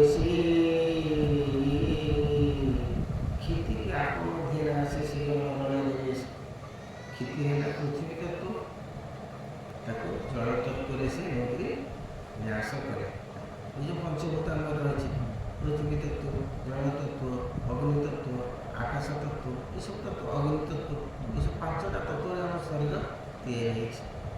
ରାଜା କ'ଣ କଲେ ଆସ୍ତେ ଆସ୍ତେ ଗୋଟିଏ ତତ୍ତ୍ୱ ତତ୍ତ୍ୱକୁ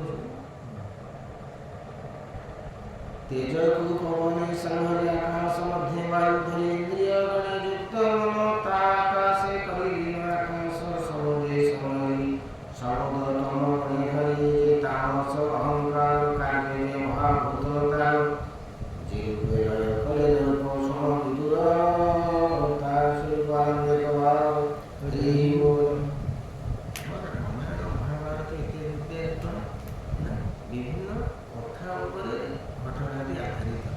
रामायण के कहते शिव धनु सी गोटे कहानी पर आधारित सेगुड़ी सब आपंकर मन रही थे पढ़े किंतु एगुड़ी हूँ ज्ञान एवं तत्वर जिनिस पूरा एक निबिड़ भाव में बुझे पड़ो मूल बुझे सी मन आप कहना बर्तमान आम प्रथम अध्याय पढ़ी चतुर्थ प्रथम अध्याय कौन कौन विषय पढ़ाई मन अच्छे द्वितीय अध्याय कौन कौन विषय अलग छाड़ खाली कौन विषय पढ़ाई मन अच्छे तृतीय स्कंद कौन विषय पढ़ाई मन अच्छे कहीं मन रोना ना आपण सी जिनिस को मन भर को नहीं मनन करूना जे आज प्रथम स्कंद ये विषय पढ़े ये विषय गुड़िक सब प्रथम स्कंद रही द्वितीय स्कंद हेल्ले ताहू आप अधा भी पासर गले अधा निश्चिंत मन रुझे प्रथम स्कंद द्वितीय स्कंद तृतीय स्कंद डायरी फायर रखो आरंभ करो लिख लिखिले आगे बना कहीं ना जो परिश्रम आम आसी करुचे तार सफलता किसी एगुड़ा मन रहुनि कहीं ना आम जी चेष्टा करवा कथा से प्रचेषा आम ना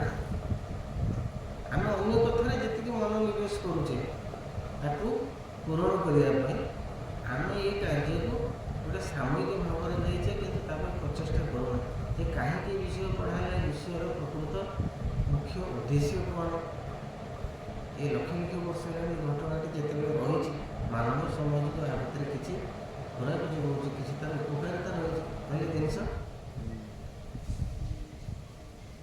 तेणु जिनस है ये सब जिन मन भर टी आप चेष्टा कले सब मनीष द्वारा कौन से जिन असाध्य ना आ क्या द्वारा हेनी इमती किसी ना आपण चाहिए आपंकर आम आवेशी हम हम नहीं कहीं हम कि सेमती कथा ना कहार हम नहीं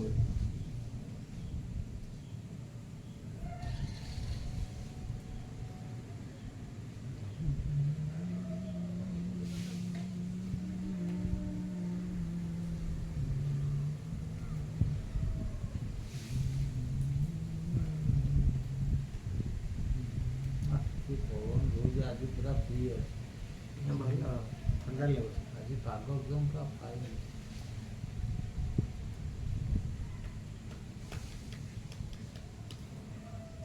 ये जो आपंकर कहले कोश कौन ग्रंथि कौन चक्र कौन मूलाधार कौन मणिपुर चक्र ये सब जिन अच्छे बही अच्छी धर से बही अच्छी चित्र भी देइछि सब जिन चित्र स्टेप बाय स्टेप कौन कौन अच्छी सब देखि धर आपण जानिया चाहिए सब जिन अच्छे आप किणिया पड़ोनी धर लोक को असुविधा हुए कौन मुझे कौट संग्रह करी कौट आनी पढ़ी ना सब जिन आपण पाखे महजूद अच्छे किंतु आपणकर श्रद्धा ना आपणकर चेष्टा विचलित हो मन हो जी माने किसी तो 10 धाड़ी तो पढ़ी हम दिन को 10 धाड़ी पढ़ी हम तो काम केबे आपन को छाड़ी दब नहीं समस्त इमिति जीवन गोटे रही कर्ममय जीवन रे आपण जे भाभी मते पूरा फाका हे गले करबी सिमिति केबे को दिन समय का को अब भीतर कोला को डिस्टर्ब हो जाउची ना डिस्टर्ब हो गले तुम मन रे किछि होबनी आ खराब हो जाबो तेणु हमरा नाही जे गोटे कथा होची जिमिति गवेषणा होची हां तो आमर एटा इंट्रोड्यूस करा जाय नै एगुडा महाभारत हला रामायण हला गीता हला एगुडा सब करा जाय नै जदि करा जाता जमी इसरो अच्छी चंद्रमंडल जाए लोक पहुँचला ତେଣୁ ତାପରେ କିନି ଚାଲିଛି ଗବେଷଣା।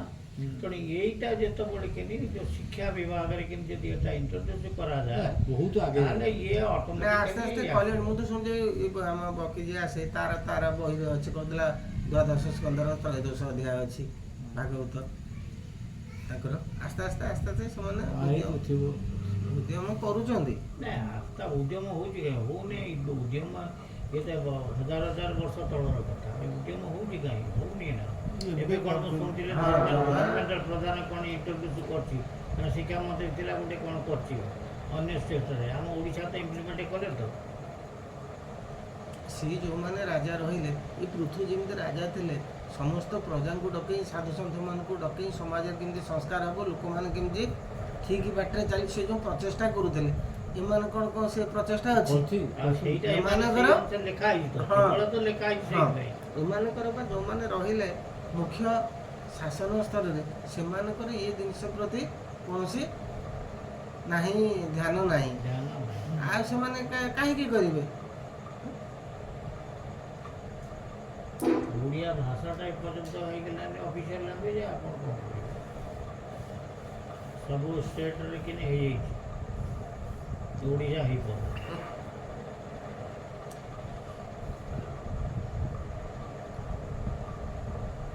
ତେଜ ଭୁବନ ସମରି ଆକାଶ ମଧ୍ୟ ବାୟୁ ଧରି ଉତ୍ତମ ତାହା ଆକାଶ କରିଲେନ।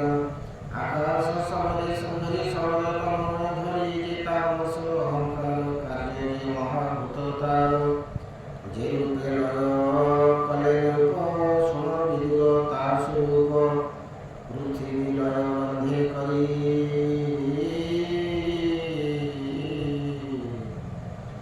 ପୁରୁଷ ମଧ୍ୟ ଧରି। ପୃଥିବୀର ଗୁଣ ହେଲା ଗନ୍ଧ ଏବଂ ଜଳର ଗୁଣ ହେଲା ରସ। ଜଳଟା ପିଇଦେଲେ ଆମକୁ ଶାନ୍ତି ଲାଗେ ଏବଂ ସମସ୍ତ ଗନ୍ଧ ସୁଗନ୍ଧିତ ସମସ୍ତ ଜିନିଷ ପୃଥିବୀରୁ ଉତ୍ପନ୍ନ। ତେଣୁ ପୃଥିବୀ ହେଉଛି ଗନ୍ଧ ଗୁଣର ଅଧିକାର।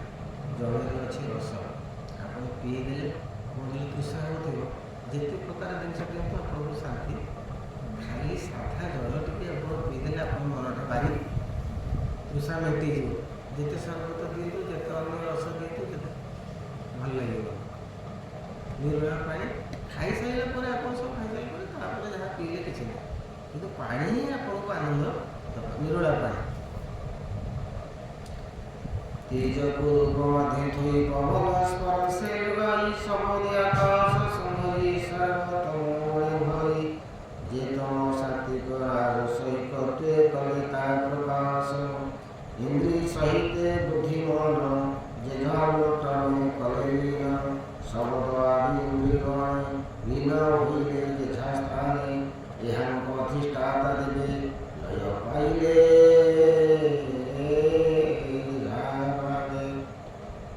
ଯୋଗ ବେଳେ କ'ଣ କରିଲେ? ପୃଥ୍ୱୀ ମହାରାଜା ପୃଥିବୀ ହେଲା ପୃଥିବୀ ତତ୍ତ୍ୱରେ, ଏ ଶରୀରଟା ହେଲା ପୃଥିବୀ ତତ୍ତ୍ୱ, ତେଣୁ ସେଇ ଶରୀରରେ ସେଇଠି ଲୀନ କରିଦେବେ।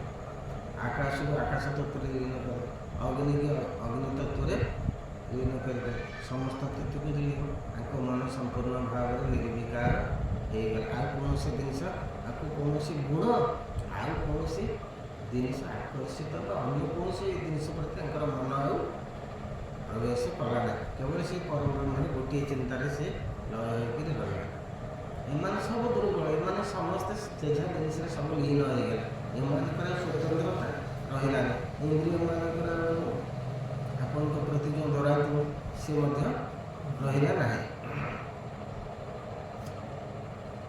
ଏକତେ ଅହଙ୍କାରରେ ସେ ମହତତ୍ୱରେ ମିଶାଇ ସର୍ବତତ୍ୱ ଗୁଣରେ ଆସି ମହତତ୍ୱରେ ପରବାସି ସେ ମହତତ୍ୱ ମାୟାମୟ ପ୍ରକୃତି ସଙ୍ଗେ ହେଲେ ଲଏ ଜ୍ଞାନ ବୈରାଗ୍ୟ ଯୋଗ ବଳେ ଜୀବନେ ଯାଇ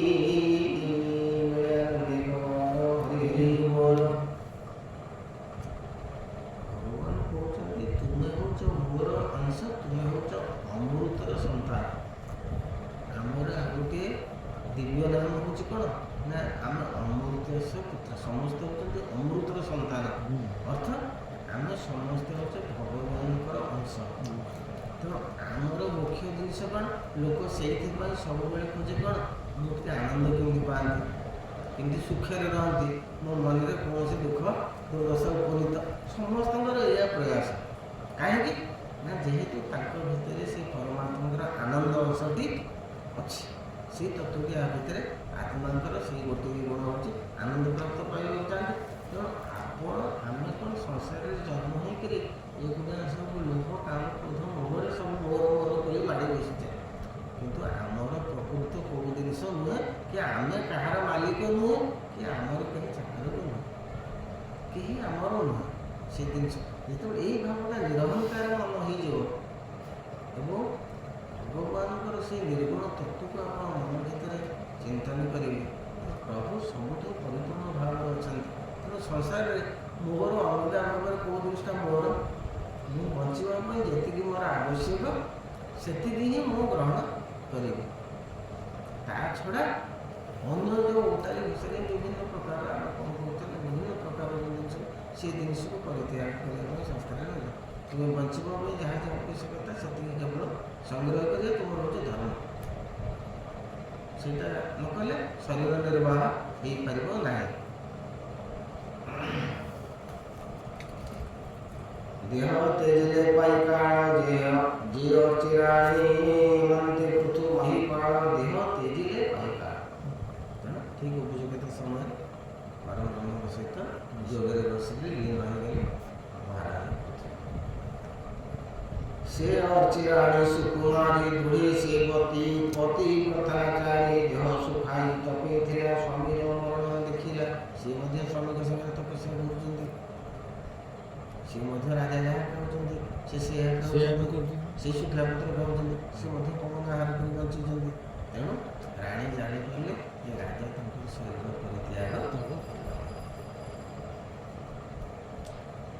ଦେହ ସୁଖାଇ ତପେ ଥିଲା ସ୍ୱାମୀର ମରଣ ଦେଖିଲା।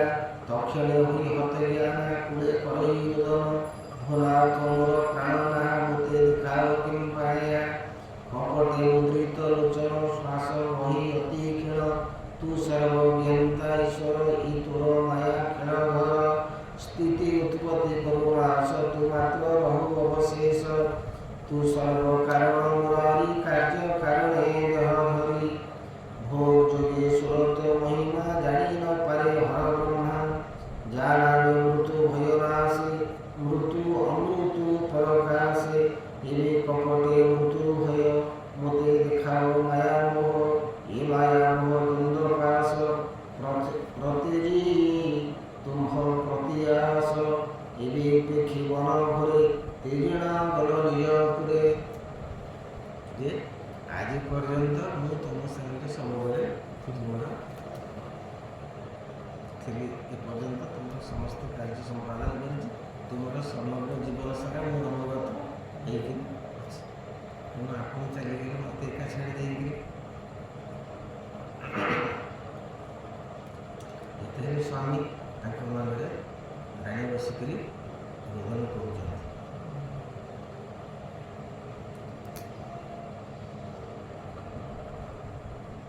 मुझे निराते अपराधी तो पादे न से भी द्रुबुद्धि से अपराध दोषु मते भी तीर दुख चाहिए कि सती नारी को भया कथा देखो जीवन सारा तांकर सेवा करी समग्र जीवन को जे बीते देछन्ते से कहते बोध मो सेवा कोई त्रुटि रहीगला आपण अभिमान करी चली गले मत छाड़ी मो सेवार कोई त्रुटि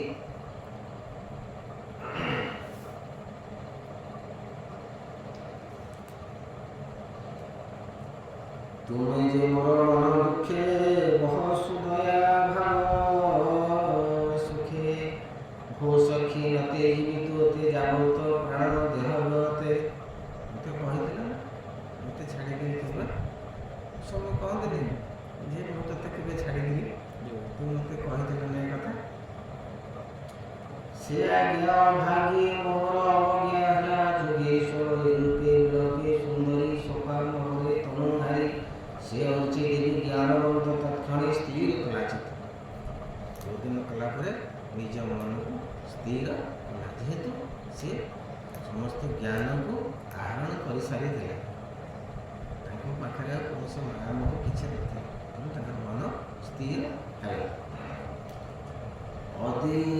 ଅଦ୍ରିଶାନରେ ଚିତା କଲା ସ୍ୱାମୀ କି ତହିଁ ନିବେଶିଲା। ଅଦ୍ରିଶାନ କହିଲେ ସେ ପାହାଡ଼ରେ ଯେଉଁଠି ତପସ୍ୟା କରୁଥିଲେ ସେଠି ଗୋଟେ ସମତଳ ଭୂମିକୁ ଅଦ୍ରିଶାନ କରୁଥିଲେ। ସମତଳ ଭୂମିରେ କାଠ ପତ୍ର ନଡ଼ା ସବୁ ଆଣିକିରି ଗୋଟେ ଚିତା ଅଗ୍ନି ତିଆରି କଲେ।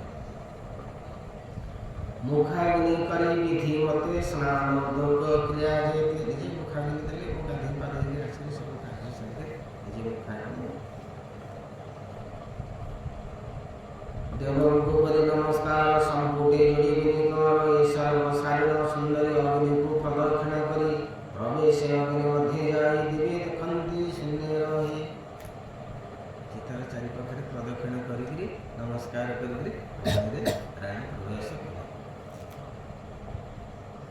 ଏ କଥା ସବୁ ଦେବତାମାନେ ଦେଖୁଛନ୍ତି। ସିଦ୍ଧଚାରଣ ବିଦ୍ୟାଧର ଇନ୍ଦ୍ରାଦି ଯେତେ ଅନୁଚର ଯେ ଯାହା ମତେ କଲେ ସ୍ତୁତି ଆନନ୍ଦେ ପୁଷ୍ପ ବର୍ଷନ୍ତି। ରାଣୀଙ୍କର ଏହି କାର୍ଯ୍ୟ ଦେଖି ଆକାଶରୁ ଦେବତାମାନେ ପୁଷ୍ପ ବୃଷ୍ଟି କରୁଛନ୍ତି ରାଣୀଙ୍କ ଉପରେ। ଦୁନ୍ଦୁଭି ବାଦ୍ୟନାଦ କରି ରଙ୍ଗେ ନାଚନ୍ତି ଅପସରି ସେ ପଦି ପତ୍ନୀ ବିନିଜନ ଆକାଶେ କଲେ ଦେବମାନେ ଦେବୀ ଆନନ୍ଦେ ସ୍ତୁତି ଭଳି ଶ୍ରୀ ଋଷି ବୈକୁଣ୍ଠପୁରରୁ ଆସିଲା ରଥ ଆସିଲା, ବିମାନ ଆସିଲା, ଦିବ୍ୟ ବିମାନରେ ବସି ରାଜାରାଣୀ ଚାଲିଲେ ବୈକୁଣ୍ଠପୁର। ପ୍ରଶଂସି ଦେବୀ ଜଣେ ଜଣେ ଆନନ୍ଦେ ଅସୁର ଲୋଚନେ ଦେବ୍ୟ ଦେବତାମାନେ କହୁଛନ୍ତି ଧନ୍ୟ ସାଧବୀ ପତିବ୍ରତା ସ୍ୱାମୀ ସେବାରେ ଅନୁରତ। ହେ ରଚିରାଣୀ ତୁମର ମହିମାକୁ ପ୍ରଶଂସା କରିବା ଜୀବନ ସାରା ତୁମେ ସ୍ୱାମୀର ସେବା କରିକରି ଶେଷରେ ତାଙ୍କର ଅଗ୍ନିରେ ମଧ୍ୟ ନିଜକୁ ବିସର୍ଜନ କଲେ ଶରୀର। ତେଜଣ ଅଚଳ ବିଭୂତି ସ୍ୱାମୀ ସଙ୍ଗତେ ସେ ଚଳନ୍ତି। ସ୍ତ୍ରୀ ବର୍ତ୍ତମାନ କହିବ ମୋ ପୁଅ ପାଖରେ ମୁଁ ରହୁଛି, ତମର ଯଦି ତ ପଇସା କରିଗଲା ତମର ଯୁଆଡ଼େ ଯିବା କଥା ଯା, ମୋର ଘର ଦ୍ୱାର ଅଛି ସବୁ ଜିନିଷ ଅଛି, ମୁଁ କାହିଁ ତୁମ ସାଙ୍ଗରେ କି ଦରକାର?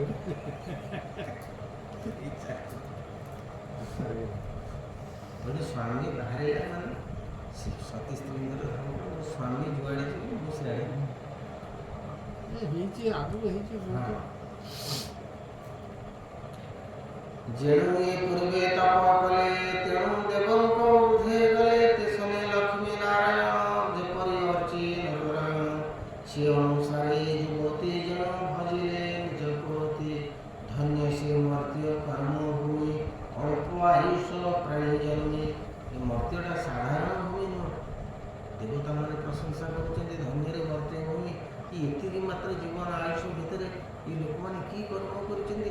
ସାକ୍ଷାତ ବୈକୁଣ୍ଠପୁରକୁ ଦିବ୍ୟ ବିମାନରେ ବସିକରି ଯାଉଛନ୍ତି। ଏ ସାଧାରଣ ପୃଥିବୀ ନୁହେଁ, ଏଇଟା ହେଉଛି ଦିବ୍ୟ ଭୂମି। ସୁନୀତି କର୍ମ ଆଚରନ୍ତି ସକଳ ଆପଦୁତରନ୍ତି ନିଷ୍ପାପୀ ଜନ ଜୀବନର ସ୍ୱର୍ଗାପବର୍ଗ ନୁହେଁ ଦୂର। ଏଣୁ ନିଷ୍କାମ ଦାରମତି ଯେ ଲଭି ଏକାନ୍ତ ଭଗତ। ତେଣୁ ତୁମେ ତ ଯୋଗ୍ୟତା ଅର୍ଜନ କରିବାକୁ ଚାହିଁଲେ ତୁମେ ନିଶ୍ଚିତ ଭାବରେ ଆଗେଇବ, ନିଶ୍ଚୟ ତୁମେ ଯିବ ସେ ବାଟରେ, କିଛି ପ୍ରତିବନ୍ଧକ ନାହିଁ। ପ୍ରତିବନ୍ଧକ ଆସିଲେ ବି ସେ ଦୂର ହେଇଯିବ। ଭଲ କାମ କଲେ ସବୁବେଳେ ପ୍ରତିବନ୍ଧକ ଆସିବେ, ପରୀକ୍ଷା ମୂଳକ ଭାବ। ଯିଏ ଯେତେ ଭଲ କାମ କରିବ ତାକୁ ସେତିକି ପ୍ରତିବନ୍ଧକ ଆସିକରି ପହଞ୍ଚିବ। ସ୍ୱର୍ଗାଦି ଭୋଗ କିମ୍ବା ତାର ଜହି ବସନ୍ତି ଭକ୍ତ କୃଷ୍ଣ ଚରିତ ନୀତି ଭାବି ପୁଲକେ ଅସୁରଙ୍ଗୀ ନିର୍ମଳ ହୋଇ ବୁଦ୍ଧିମତି ଅଜ୍ଞାନ ମୋହ ବିନାଶନ୍ତି। ଏ ଭାବ ନଘେ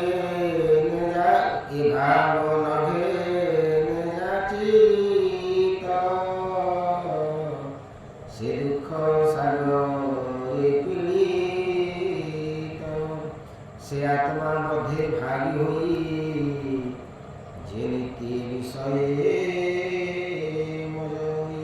ତେଣୁ ଶାସ୍ତ୍ର କହୁଛନ୍ତି ତୁମେ ବିଷୟ ଭୋଗ କର, ତେଣୁ ତାର ଭୋଗ କରିବାର ଗୋଟେ ଅବଧି ଅଛି, ସୀମା ଦିଆଯାଇଛି। ସେହି ପର୍ଯ୍ୟନ୍ତ ତୁମେ ବିଷୟ ଭୋଗ କରିବ, ତା ବାହାରେ ତୁମକୁ ପରମିଶନ ଦିଆଯାଇ ନାହିଁ ଯେ ସବୁବେଳେ ମରିବା ପର୍ଯ୍ୟନ୍ତ ସେ ବିଷୟକୁ ଭୋଗ କରୁଥିବ।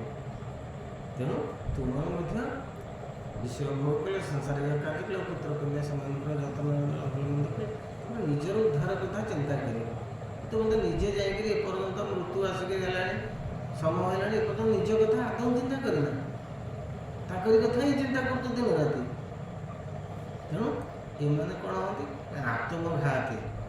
ସେ କହୁଛନ୍ତି ଯେ ଏମାନେ ହେଉଛନ୍ତି ନିଜକୁ ନିଜେ ବଦ୍ଧ କରିବାର ଯେଉଁ, ଆମେ ଅନ୍ୟକୁ ବଦ୍ଧ କଲେ ଯେମିତି କ'ଣ ହେଉଛି ନା ଫାଶୀ ଦିଆଯାଉଛି, ତୁମେ ସେମିତି ନିଜକୁ ନିଜେ ବଦ୍ଧ କରୁଛ, ତାହାର ସମସ୍ତ ଦଣ୍ଡ ତୁମକୁ ଭୋଗିବା ପାଇଁ ପଡ଼ିବ, ଯେହେତୁ ତୁମେ ନିଜକୁ ନିଜେ ବଦ୍ଧ କରିଛ।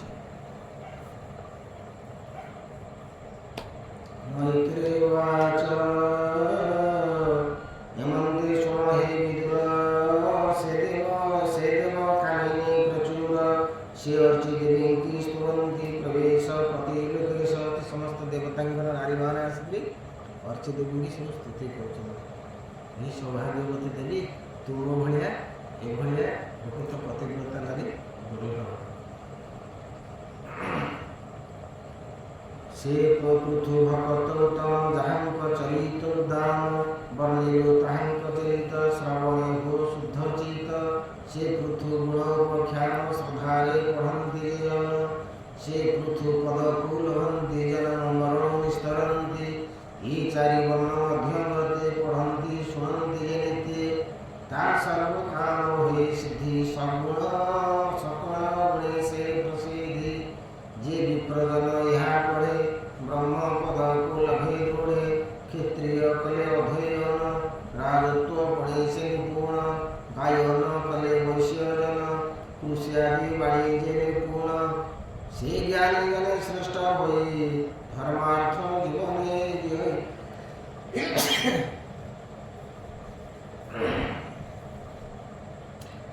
ଶ୍ରବଣେ ଶୂଦ୍ର ହୋଇ ସୁଖୀ, ଭକତ ମଧ୍ୟେ ତାକୁ ଦେଖି।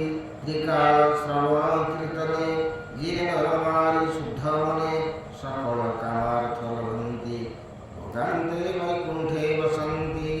ଶ୍ରଦ୍ଧାରେ ଯେଉଁମାନେ ଶ୍ରବଣ କରିବେ, କିଛି ପଢ଼ି ନ ପାରନ୍ତୁ, କିଛି କରି ନ ପାରନ୍ତୁ, କିନ୍ତୁ ଏ କଥାକୁ ଶ୍ରବଣ କରିକିରି, ଏ କଥାକୁ ବିଶ୍ୱାସ କରିକିରି, ଏ କଥାରେ ଶ୍ରଦ୍ଧା ଯେଉଁମାନେ ରଖିବେ ମଧ୍ୟ ସେମାନଙ୍କର ବୈକୁଣ୍ଠ ପ୍ରାପ୍ତି ହେବ। ନ କରିପାରନ୍ତୁ ସାଧନା।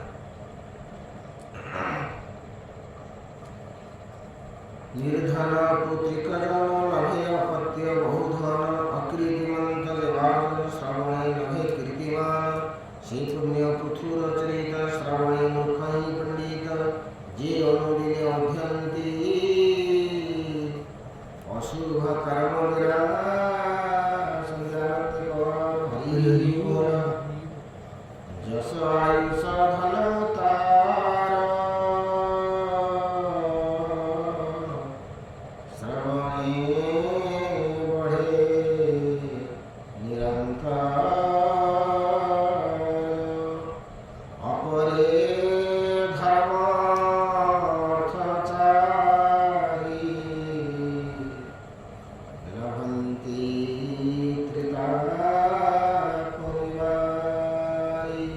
जीवे क्षेत्रीय रिपु भय श्रवणे चतुर्दिगये ये सर्व कर्म फलपाई निरति जे दृढ़ सुनयन्ति गवार हरि बोल।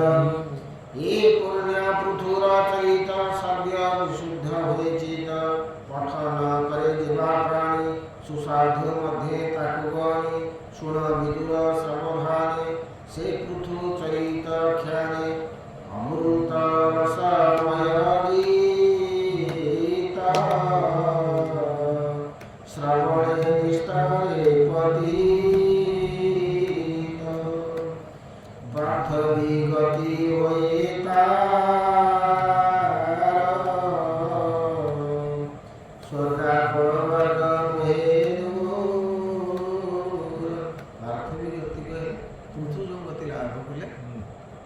प्रकृति जब श्रद्धार सहित जड़े लोक पढ़ी पारे कि साधन कर जदि ଆନନ୍ଦ ମନରେ ଶ୍ରବଣ କରିବ, ଶ୍ରଦ୍ଧାର ସହିତ ତାକୁ ମନେ ମନେ ଶ୍ରବଣ କରିବ, ତାହେଲେ ମଧ୍ୟ ତାକୁ ସେଇ ଗତି ପ୍ରାପ୍ତ ହେବ।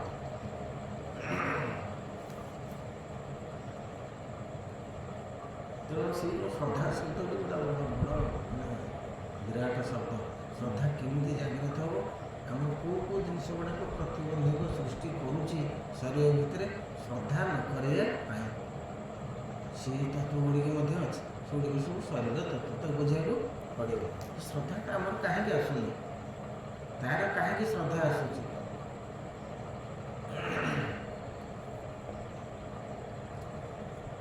ମାନେ ଯେମିତି ଡାକ୍ତରମାନେ ଆପଣଙ୍କର ରୋଗ ନିର୍ଣ୍ଣୟ କରୁଛନ୍ତି, କ'ଣ ହେଇଛି ଏହାର ପ୍ରକୃତ, କ'ଣ ଅସୁବିଧା ଅଛି ଦେହ ଭିତରେ, ସେମାନେ ଯେହେତୁ ଡାକ୍ତର ସେମାନେ ଜାଣିପାରୁଛନ୍ତି ଆପଣଙ୍କର ଏଇ ମୁଣ୍ଡରେ ଟ୍ୟୁମର ହେଇଛି, ପେଟରେ ଅଲଗା କ୍ୟାନ୍ସର ହେଇଛି, କି କ'ଣ ହେଇଛି, ଛାତିରେ ବ୍ଲଡ଼ ବ୍ଲକେଜ୍ ହେଇଛି, ଅମୁକ ସେମାନେ ଦେଖିକରି ରୋଗଟା ନିର୍ଣ୍ଣୟ କରୁଛନ୍ତି ନା, ନିର୍ଣ୍ଣୟ କରୁଛନ୍ତି ଏବଂ ତା'ର ପ୍ରତିକାର ମଧ୍ୟ କରୁଛନ୍ତି, ଲୋକ ସୁସ୍ଥ ହେଉଛନ୍ତି। ସେମିତି ଏ ଜିନିଷଟା କାହିଁକି ହେଉନି, କ'ଣ କହିଲେ ହେବ, ତାର ମଧ୍ୟ ନିର୍ଣ୍ଣୟ କରିକି ସାଧୁମାନେ ଲେଖି ଦେଇଛନ୍ତି।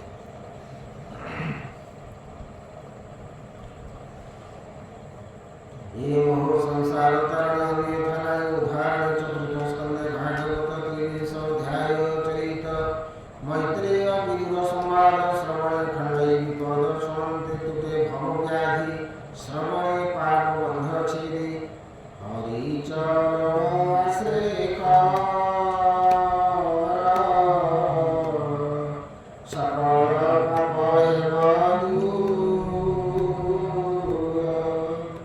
सुजाने रसे रस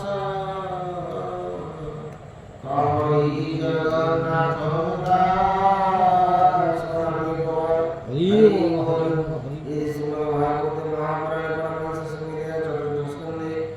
पृथ्वीराज वैकुंठ नाम त्रयोदश अध्याय आनंदिक चतुर्विंश अध्याय प्राचीन वही पृथ्वी देशे ता पुत्र दश प्रचर देशे तांको देले रुद्र गीत चतुर्विंश एही प्रधानंदिक हरि बोल। हरे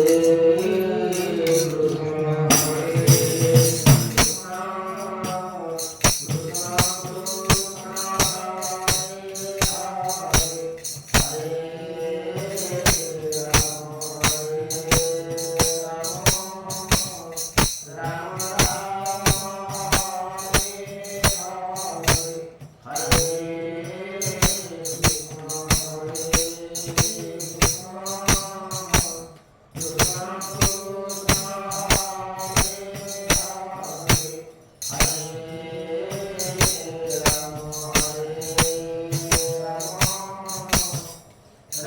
राम